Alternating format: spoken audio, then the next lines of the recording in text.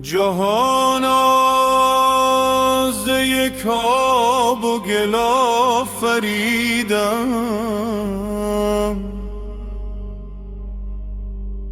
تو ایران و تاتار و زنگ آفریدی.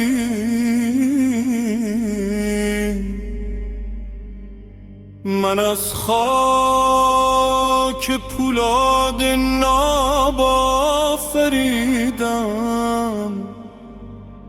تو شمشیر و تیر و تفنگ آفریدی. تبر آفریدی نهال چمن را،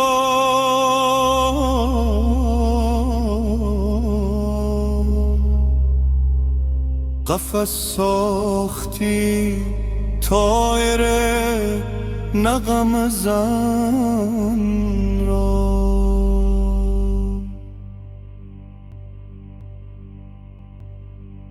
تو شب آفریدی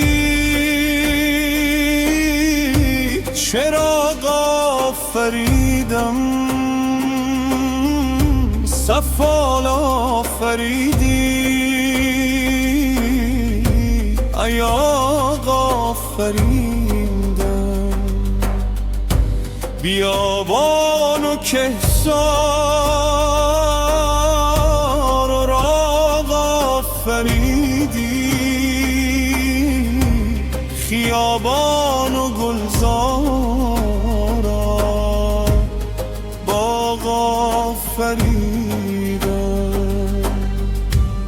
چراغ آفریدی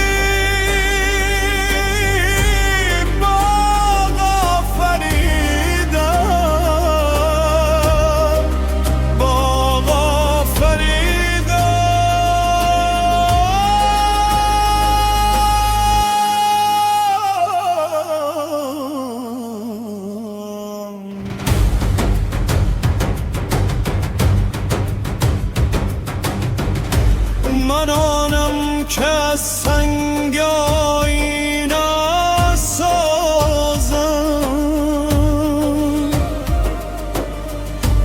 من آنم که از زهر نوشینه سازم.